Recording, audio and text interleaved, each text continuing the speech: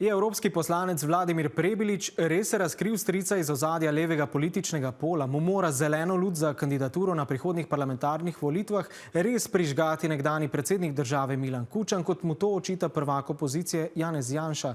Gospod Prebilič, dober večer. Najprej sicer obramba. Vi ste za to, da Slovenija za obrambo nameni 2% BDP-ja in nič več, pravkar ste v Ukrajini. Res menite, da lahko Slovenija ostane zgolj pri 2%, brez da bi postala tarča slabe volje, morda celo sankcij Evropske unije in Zveze NATO? Dober večer. Sam sem mnenja, da do kakšnih sankcij in povračilnih ukrepov nikakor ne more priti, namreč bodimo jasni, v Washingtonski pogodbi in vseh ostalih dogovorih in pogovorih o zavezništvu ne obstaja zapis, ki terja od držav članic, da namenijo preomenjene izdatke ali pa povečanje izdatke za obrambo. Prej kot število ali pa količino denarja menim, da moramo storiti vse, da zgradimo naše sposobnosti in tukaj trčimo predvsem v vprašanje kadrov. Torej sam menim, da ko in če se pogovarjamo o vložkih v obrambni sistem, se najprej pogovorimo o tem, da bomo vložili v ljudi. Vse ostalo bo bistveno lažje in preprostejše. V političnem parketu vam prvak SDS-a Janez Janša očita, da glede svoje kandidature na parlamentarnih volitvah čakate na zeleno luč oziroma dovoljenje nekdanjega predsednika države Milana Kučana, ker ste v intervjuju za žurnal 24 dejali, da sta se srečala na kavi. Kaj odgovarjate prvaku SDS-a?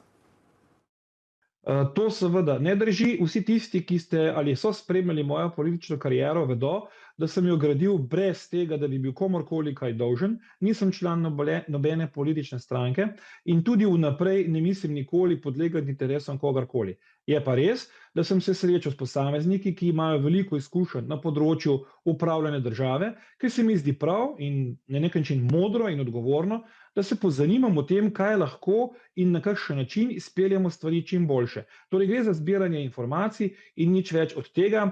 Vse ostalo so neke vrste manipulacij in lahko vam zagotovim, da ko bom sprejel odločitev, bo ta popolnoma moja in utemeljena na dejstvih. Torej ne pustim pa se prepričati v to, da skačem na glavo. Namreč to so zelo pomembne odločitve, ne gre za cincanje, gre za preudarnost in se tudi zavedam vse teže odločitve, katero bom moral sprejeti. Torej se ne strinjate s tem, da ste razkrili strica iz ozadja, kar vam pripisujejo?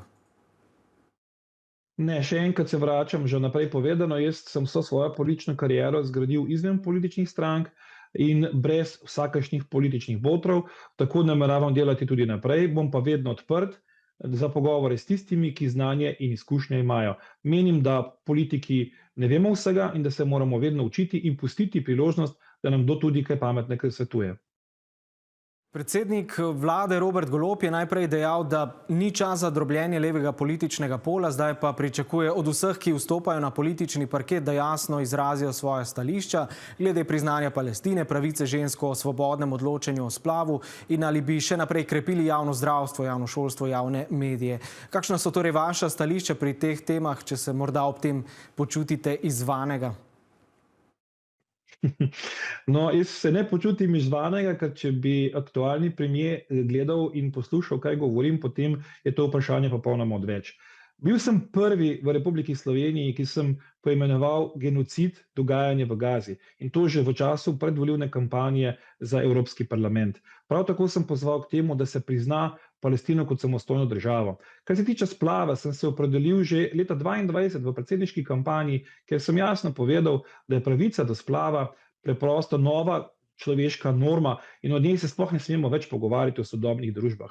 Skratka, povsod na vseh teh področjih, ki ste me zdaj spraševali, vključno za izgradnjo čim bolj robustnih, odpornih javnih sistemov, sem bil vedno kristalno jasen, zato pa pravim, da težko, da bi se počutil izzvanega, ker sem to ves čas govoril in nikoli nisem spremenil stališč glede omenjenih tem. Samo še to, čas za odločitev glede kandidature na parlamentarnih volitvah se vam izteka. Prej ste rekli, da še niste povsem odločeni, ali boste kandidirali ali ne. Kako blizu te odločitve ste? Tako kot sem že večkrat povedal, tudi tukaj ne spreminjam stališča, torej to bo najkasneje, preden odidemo na počitnice, se pravi recimo temu dober mesec. Hkrati pa naj povem še nekaj, ker tudi to očitno nekoga vznemirja. Moj vstop na politični parket, torej morebitni vstop na politični parket, ni nagajanje komorkoli ali gospodu Janezu Janši ali gospodu Golobu na drugi strani.